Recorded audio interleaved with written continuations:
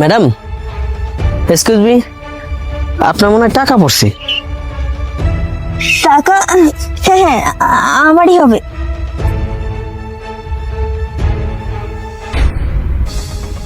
এই ভাইয়া শুনুন,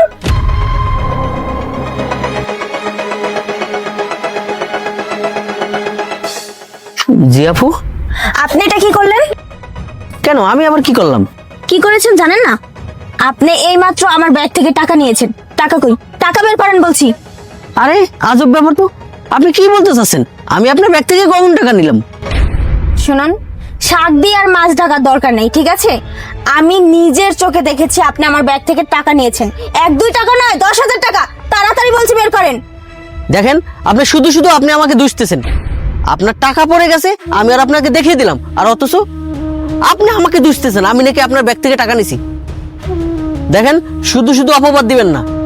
শুনুন, আপনি আমাকে 100 টাকার লোভ দেখিয়ে আমার 10,000 টাকা আমার ব্যাগ থেকে নিয়েছেন। ভেবেছেন কি আমি কিচ্ছু জানবো না আর কিছু দেখবো না? তাড়াতাড়ি বলছি টাকাটা বের করে দিন। আপনি তো আমাকে কোনো মতেই ছাড়তেছেন না। আপনি বুঝতেছেন না কেন আমি টাকাটা নিই নাই? ঠিক আছে, আপনি যেহেতু আমাকে বিশ্বাসই করতেছেন না, আপনি আমাকে চেক করেন। আরে ভাই, আপনাদের এখানে কি হয়েছে? আপনারা চিল্লাচিল্লি করতেছেন কেন? আরে ভাই দেখেন না, আমি আসছি আপনার এখানে ফুচকা খেতে, আমি এখন চলে যাচ্ছি। উনি বলতেছে ওনার ব্যাগ থেকে নাকি আমি টাকা চুরি করছি। কি ব্যাপার আপু, আপনি শুধু শুধু ওনার নামে দোষ দিচ্ছেন কেন? উনি কি আপনার টাকা নিয়েছে? আপনি দেখেছেন? দেখুন ভাইয়া, আমি নিজের চোখে দেখেছি উনি আমাকে 100 টাকার লোভ দেখিয়ে আমার ব্যাগ থেকে 10,000 টাকা চুরি করেছে। আর আমার ব্যাগ থেকে টাকা কোথায় যাবে বলেন? এখানে তো অন্য কেউ ছিল না। উনি আমার ব্যাগের সাইড দিয়ে চলে গেছে। আমার ব্যাগ থেকে নিশ্চয়ই উনি টাকা নিছে। ভাইয়া প্লিজ আপনি ওনাকে একটু চেক করেন তো। ওনাকে চেক করলে আপনি ওনার কাছে টাকাটা পাবেন। আমি যদি মিথ্যা কথা বলি তখন আমাকে বললেন। চেক করেন তো আপনি।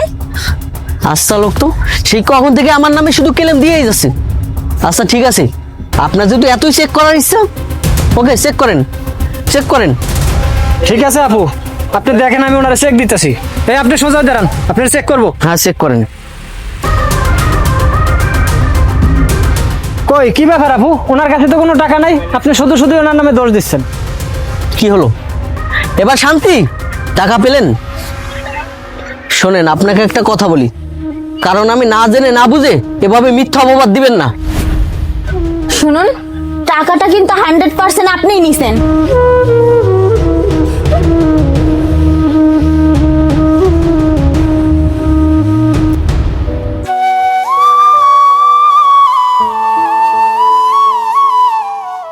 ভাই, এই যে লন আপনার টাকা। আমার টাকা? হ্যাঁ, এটা আপনারই টাকা। মানে? শোনেন তাহলে, ভাইয়া আপনার ফুচকার বিলটা রাখেন। ও আচ্ছা, ফুচকার বিল।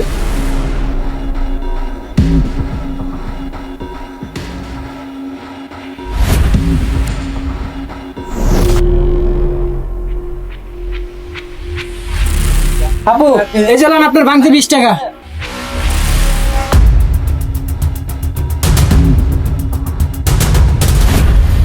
ভাই, দুনিয়া যে এখনো ভালো মানুষ আছে সেটা আমি আপনাকে না দেখলে বিশ্বাস করতে পারতাম না। মেয়েটাকে ছিল আমার কাছে ফুচকার বিল দেওয়ার জন্য, কিন্তু আমার ক্যাশ থেকে যে কখন টাকাটা নিল সেটা আমি বুঝতেই পারি নাই। ভাই, সত্যি কথা বলতে কি, এই টাকাগুলো আমি আমার মেয়ের চিকিৎসার জন্য জমাইছিলাম। আমার মেয়েটা 3 মাস ধরে অসুস্থ, তার চিকিৎসার জন্য এই টাকাগুলো জমাইছি। আর এই টাকাগুলোই ওই মেয়েটা নিয়ে গেছিল, আর আপনার জন্য এই টাকাগুলো আমি আবার ফেরত পেলাম। আপনারা যে ভাই কি বলে ধন্যবাদ দেবো আমি ভাষায় প্রকাশ করতে পারতেছি না। ভাই ধন্যবাদ দিতে হবে না, ভাগ্যিস তখন আমি দেখছিলাম, তাই হয়তো মেয়েটার কাছ থেকে টাকাগুলো রাখতে পারছি। ঠিক আছে ভাই, তো থাকেন, আমি আসি, আমার আবার কাজ আছে। আচ্ছা ঠিক আছে ভাই।